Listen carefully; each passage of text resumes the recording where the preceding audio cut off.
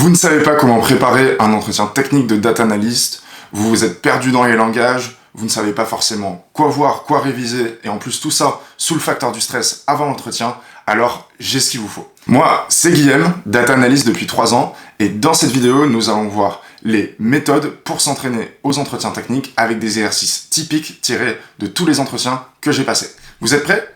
C'est parti! La première chose, c'est que les candidats en data analyst échouent souvent pas parce qu'ils ne sont pas préparés techniquement, mais parce qu'ils ne sont pas préparés spécifiquement aux entretiens, car ils ne connaissent pas les objectifs de ces entretiens. En effet, on va vous tester sur 3 types d'exercices différents selon le type d'entreprise auquel vous allez candidater.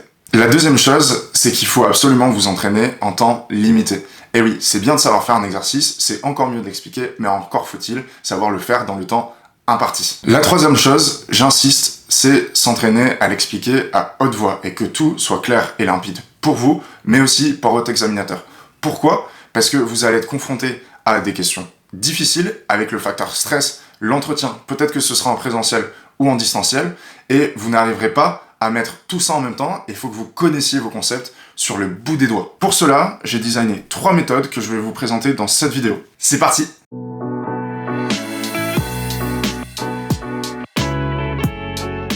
L'entretien technique se partage entre 3 exercices.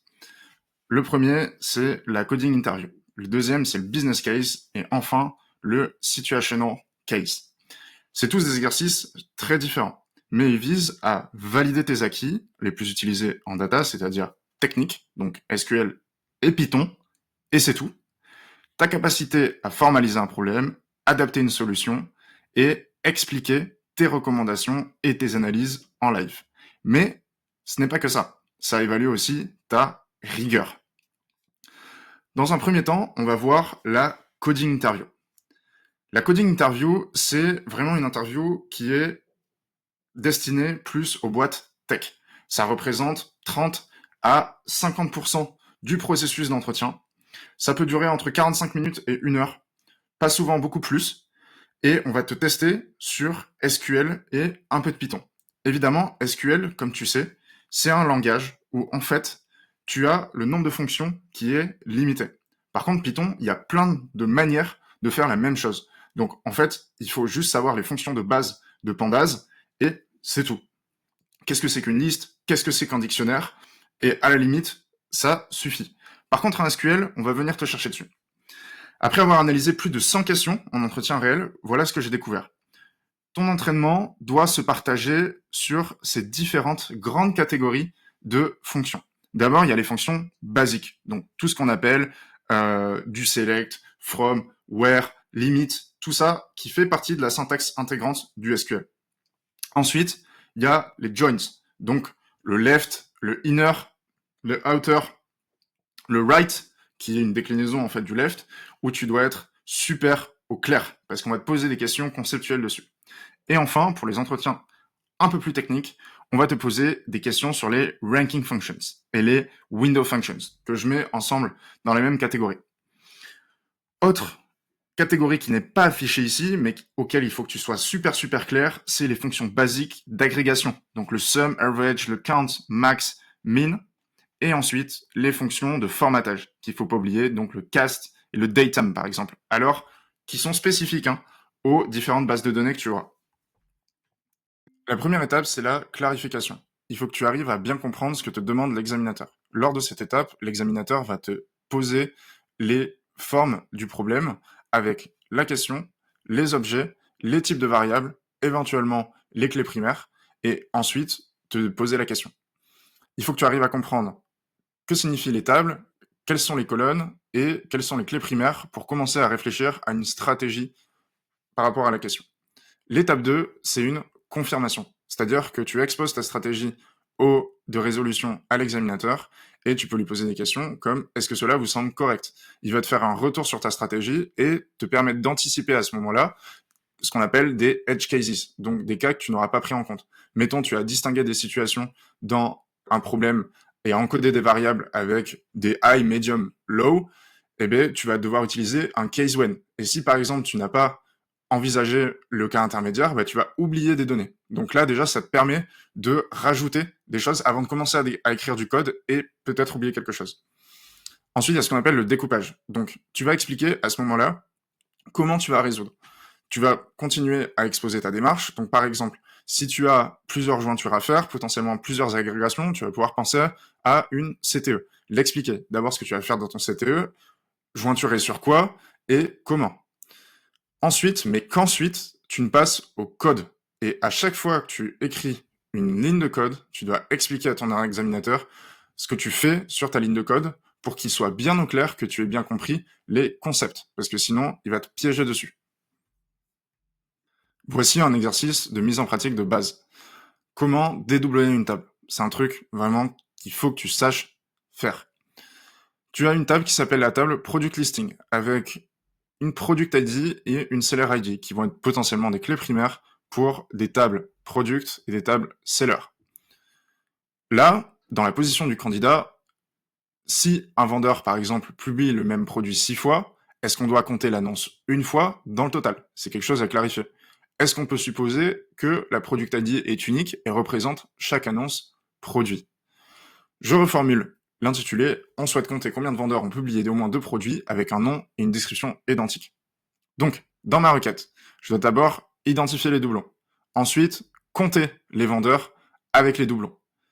Dans la première étape, ce que je vais faire, c'est que je vais faire ma CTE. J'ai choisi de faire une CTE parce que ça me permet d'encapsuler une requête où je peux agréger directement.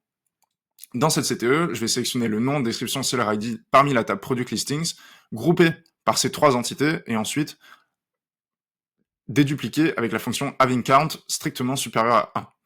J'encapsule ça dans une CTE, et ensuite je peux sélectionner le nombre distinct de seller ID.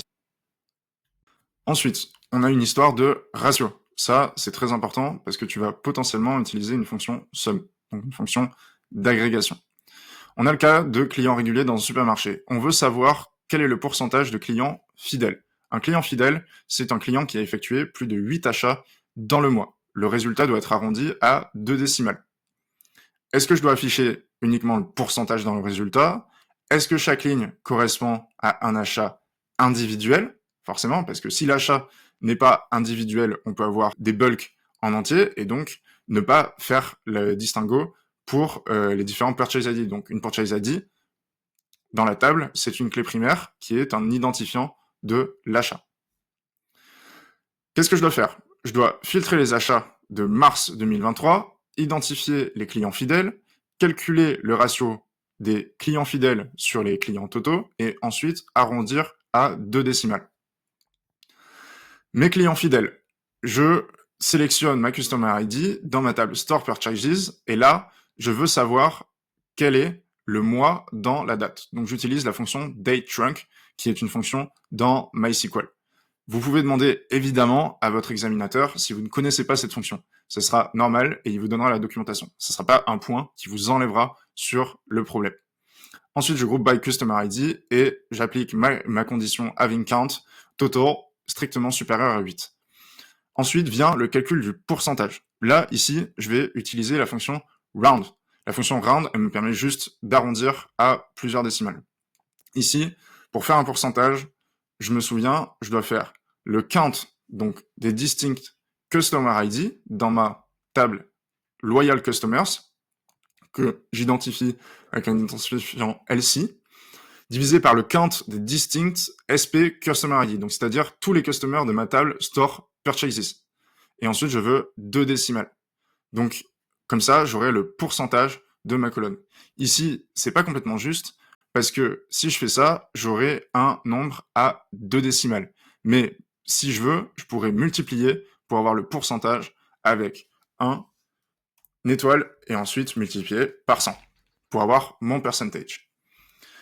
Je fais évidemment un left join sur ma table loyal customer sur ma clé primaire avec mon customer ID où ma date correspond à mars 2023. Et voilà, j'ai fait ma requête. Mon troisième exercice, et le dernier de cette vidéo, c'est un classement. Là, on va utiliser un Widow Functions. On veut savoir quelle est la deuxième note la plus élevée du classement. On dispose d'une table qui s'appelle Student Scores avec 3 colonnes et dont la clé primaire est l'identifiant de l'étudiant, ensuite l'identifiant du test et ensuite le score. On veut clarifier le problème.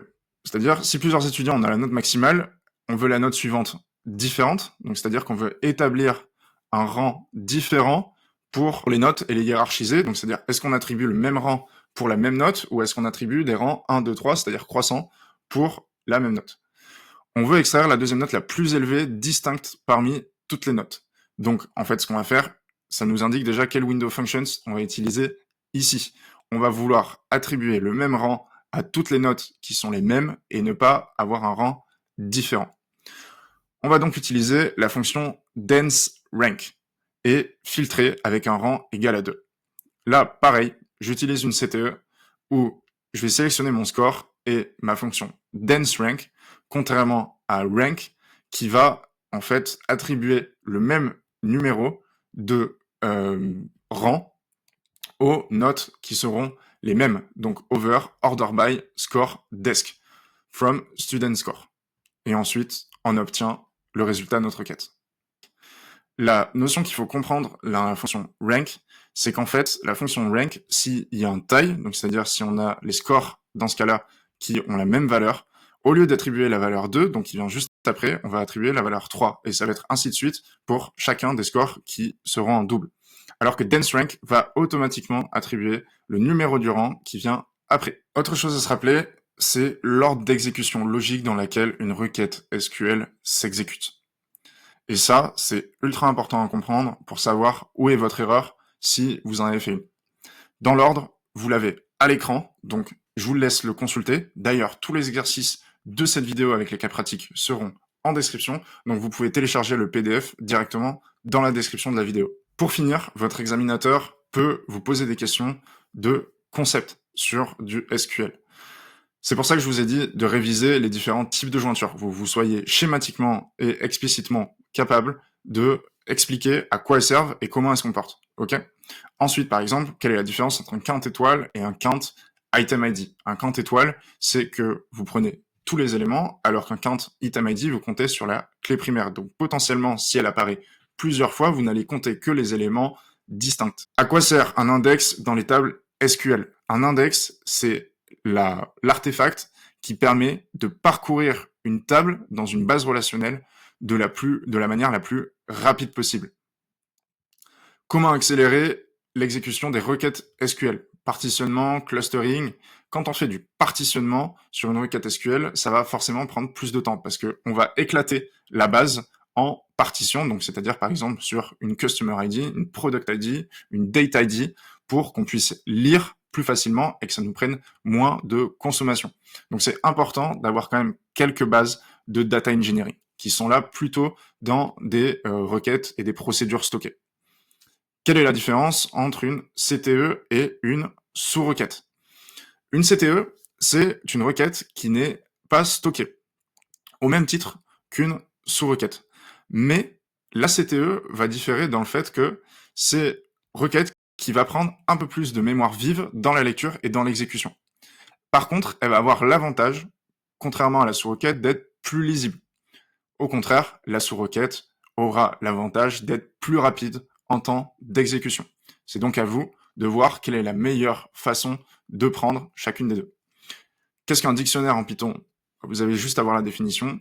Qu'est-ce qu'une liste et est-ce que les éléments de cette liste sont ordonnés ? Donc ça, c'est des questions classiques de Python.